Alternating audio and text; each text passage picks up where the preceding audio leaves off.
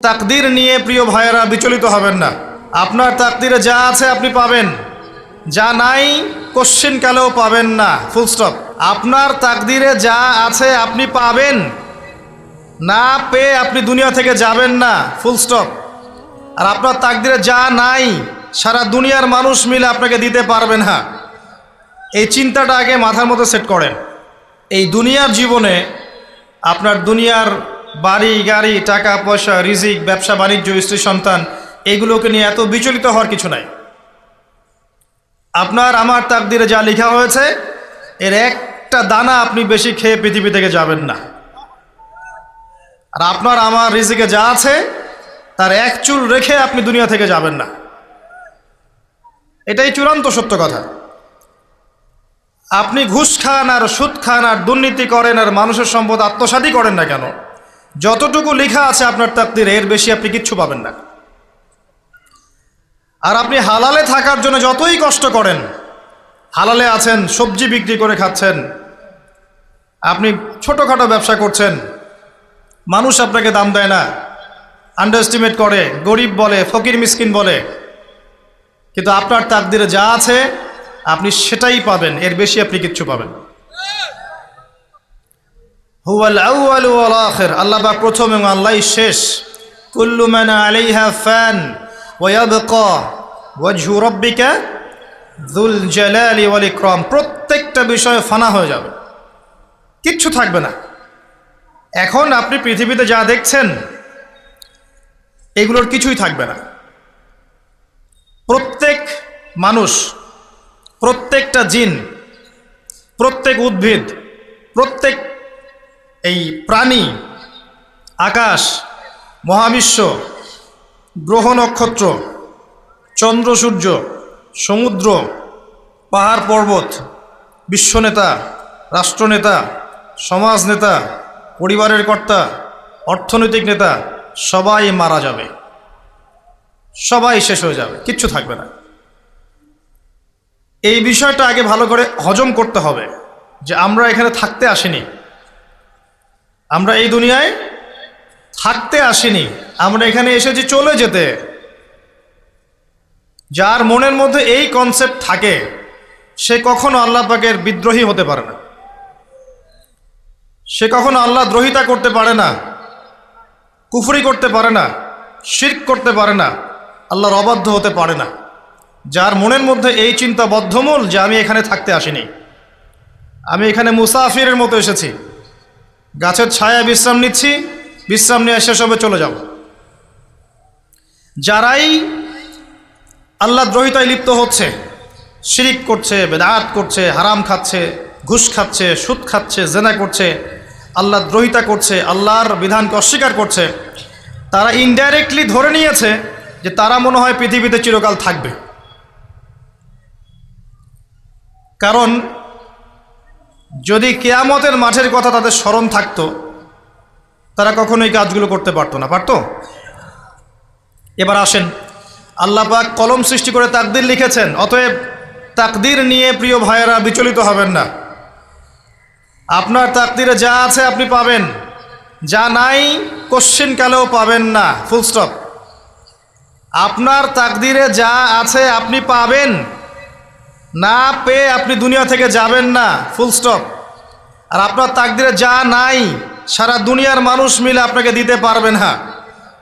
এই চিন্তাটা আগে মাথার মধ্যে সেট করেন। এই চিন্তা যার মধ্যে ইনস্টল করা আছে সে আত্মহত্যা করে না কখনো, সে হতাশ হয় না কখনো, সে ভয় পায় না, আল্লাহর পথে চলতে গিয়ে পিছু পা হয় না, সে জালেমের সামনে মাথা নত করে না। যার মাথায় এই চিন্তা আছে যে আল্লাহ যা লিখেছেন এটা হবে, যা লিখেন নাই সারা দুনিয়ার মানুষ মিলে সেটা হবে না, সিম্পল। এর মধ্যে আল্লাহ পাক পরীক্ষায় ফেলবেন, ওই বিষয়টা ডিফারেন্ট। আমি অবশ্যই তোমাদেরকে পরীক্ষা করব ভয় দিয়ে, ক্ষুধা দিয়ে, সন্তানের কি ইন্তেকাল দিয়ে, ফসলের ক্ষতি দিয়ে, সম্পদের ক্ষতি দিয়ে আমি পরীক্ষা করব।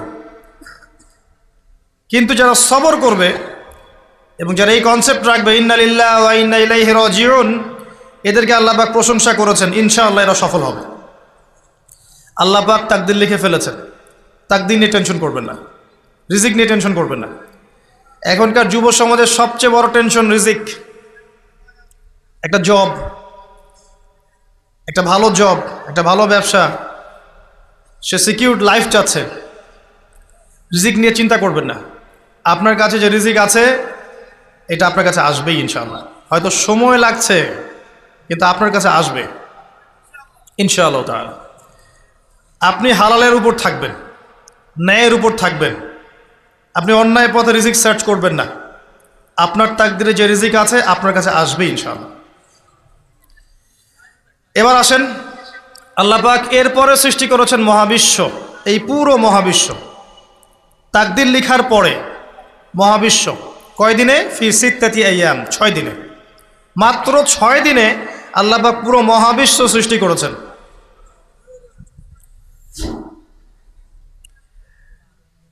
হুয়াল্লাযী খালাকাস সামাওয়াতি ওয়াল আরদা ফি সিত্তাতি আইয়াম সুম্মা ইসতাওয়া আলাল আরশ। সূরা হাদীদের মধ্যে একটা আছে, তিনি সে আল্লাহ যিনি এই মহাবিশ্ব সৃষ্টি করেছেন 6 দিনে, এরপরে আরশের উপর সমাসীন হয়েছেন। আল্লাহ পাক এর একদিন আমাদের একদিনের মতো নয়, বরং কিয়ামতের মাঠে যেদিন আমরা দাঁড়িয়ে থাকব এই দিনটা হবে আল্লাহর হিসেবে 50,000 বছরের সমান।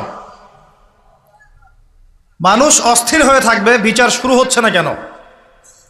অপেক্ষা করা কাজটা খুব যন্ত্রণাদায়ক, তাই না? কারো জন্য অপেক্ষা করা, অপেক্ষা করে আছেন, 1 ঘন্টা পর আসবে, এলো না, আপনি অস্থির হবেন।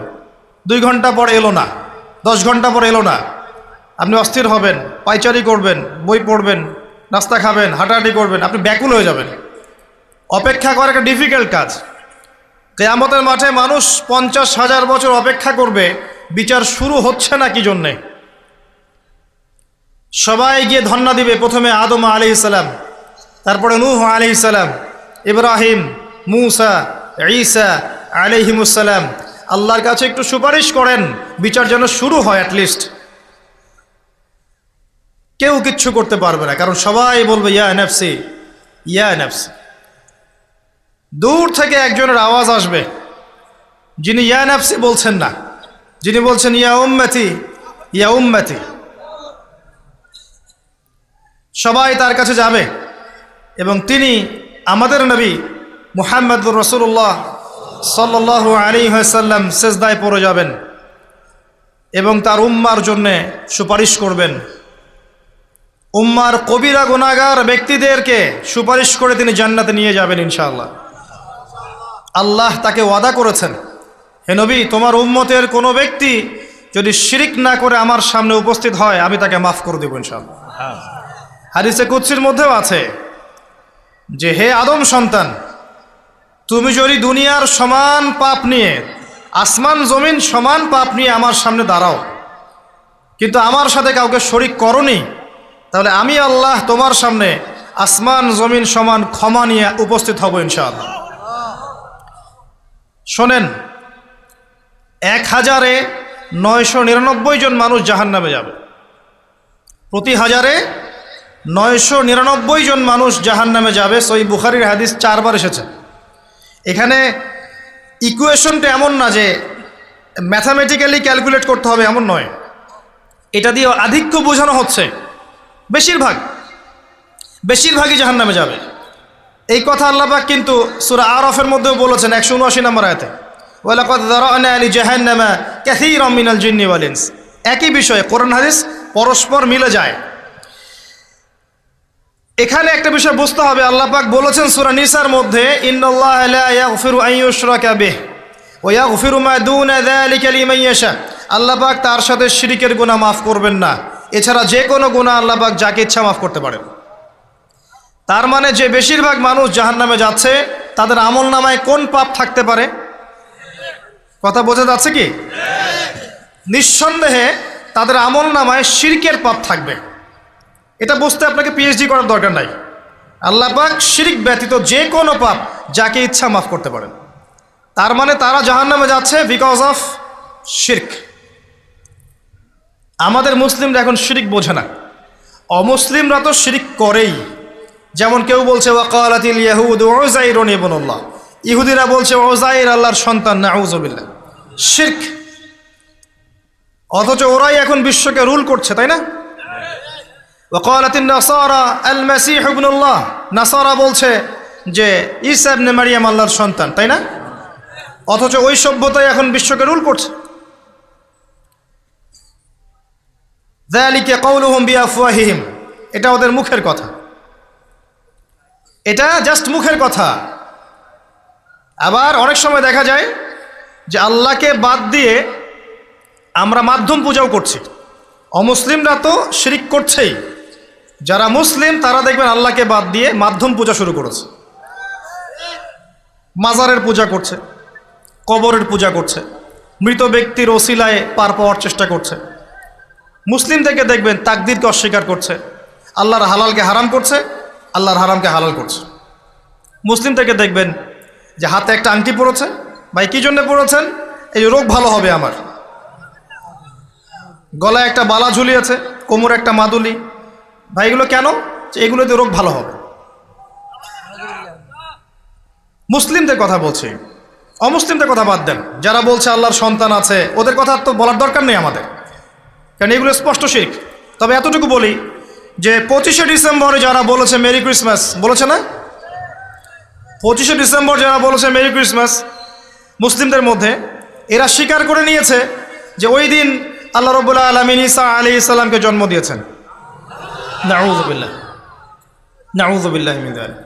আর এটা এত বড় একটা কথা, এই কথা যদি আসমান জমিন আর পাহাড় শুনে রিয়্যাক্ট করতে পারতো, থরথর করে কেঁপে ভেঙে যেত এরা। সূরা মারিয়ামের শেষের দিকে পড়ে দেখেন,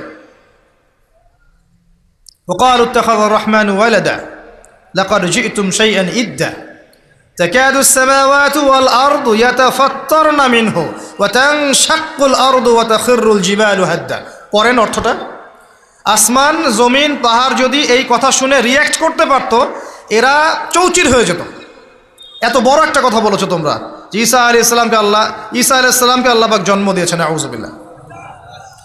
তো এরা তো শিরক করছেই। মুসলিমরাও দেখবেন এই যেগুলো বললাম, আল্লাহকে বাদ দিয়ে অন্যের কাছে দোয়া করছে, আল্লাহকে বাদ দিয়ে অন্যকে সেজদা করছে, আল্লাহকে বাদ দিয়ে অন্যের কাছে নজর মানত করছে, আল্লাহকে বাদ দিয়ে অন্যের জন্যে জবাই করছে, আল্লাহর তাকদীরকে অস্বীকার করছে, আল্লাহর হালালকে হারাম করে নিচ্ছে, আল্লাহর হারামকে হালাল করে নিচ্ছে।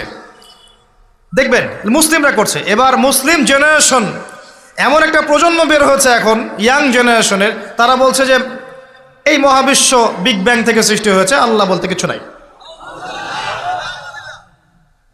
আপনি বোঝেন কি কারণে প্রতি হাজারে 999 পিপল জাহান্নামে কেন যাবে? কারণটা কি? শিরক। আর এই শিরকটা হচ্ছে আপনার চিন্তায়, আপনার কথায় এবং আপনার কাজে। চিন্তার মধ্যে শিরক। যেমন একজন ব্যক্তি চিন্তা করে আকীদা, যে আল্লাহ ছাড়া অমুকও সন্তান দিতে পারে। এরকম আকীদা নাই মুসলিমদের? আছে। একজন বলছে আল্লাহ কল্যাণের মালিক আর শয়তান হচ্ছে অকল্যাণের মালিক। কথাটা শুনতে খুব ভালো লাগে না? অকল্যাণ হয়তো আল্লাহর পক্ষ থেকে আসে না, আল্লাহ পবিত্র, অকল্যাণ শয়তানের পক্ষ থেকে আসবে। ব্যাপারটা কি এমন? ভালো মন্দ, কল্যাণ অকল্যাণ, দুঃখ কষ্ট সুখ সবকিছু কার পক্ষ থেকে আসে? এমন নয় যে ভালোগুলো আল্লাহ দেন, অকল্যাণগুলো শয়তান দেয়, নাউযুবিল্লাহ। এরকম আকীদা আছে মানুষ। কিছু মানুষ বলছে তাকদীর বলতে কিচ্ছু নাই, মানুষ নিজেই তার কর্মের নিয়ন্ত্রণ, শিরক। কিছু মানুষ বলছে যে ভাগ্যই সব, মানুষের কাজের কোনো স্বাধীনতা নাই। মানে ভাগ্যই সব, আমার কাজের কোনো স্বাধীনতা নাই, আমি কলের পুতুল। চুরি করেছো কেন? আল্লাহ তাকদীরে লিখেছে তাই। সুদ খাও কেন? ঘুষ খাও কেন? রিলিফের মাল মেরে খাও কেন? আল্লাহ তাকদীরে লিখেছে তাই। এরকমও কিছু মানুষ আছে। প্রত্যেক পদে পদে আপনি শিরক পাবেন। আপনি আল্লাহকে ছাড়া সেজদা দেখতে পারবেন, আল্লাহকে ছাড়া মানুষ নজর করছে, মানত করছে, কসম করছে, কোরবানি করছে, সেজদা করছে, দোয়া করছে এবং ওসিলা পূজা করছে যে আল্লাহ বাদ দিয়ে অমুকে আমাকে পরকালে পার করিয়ে দিবে। নাউযুবিল্লাহ বলছেন ঠিকই, কিন্তু আমাদের দেশের বহু মানুষের আকীদা এমন যে আমাকে পরকালে পার করায় দেওয়ার লোক আছে, সমস্যা নাই। শোনেন, পরকালের প্রতিটা সুপারিশ আল্লাহর এখতিয়ারে। একজন শহীদ, আল্লাহর পথের শহীদ, তিনি কিন্তু সুপারিশ করবেন, কিন্তু তিনি নিজের ক্ষমতায় করবেন না আল্লাহর ক্ষমতায় করবেন? আলেম, হাফেজ, আল্লাহর পথের যারা মুজাদ্দিদ ছিলেন, আল্লাহওয়ালা আউলিয়া মানুষ, নবীগণ, সিদ্দিকগণ, সুহাদা, সুপারিশ করবেন নিজেদের ক্ষমতায় না আল্লাহর ক্ষমতায়? আকীদা স্পষ্ট না থাকলে তখন আমল করতে গিয়ে শিরক হয়ে যাবে। আর শিরক হলেই কি হবে? ওই যে বললাম, প্রতি হাজারে 999 জন মানুষ জাহান্নামে যাবে।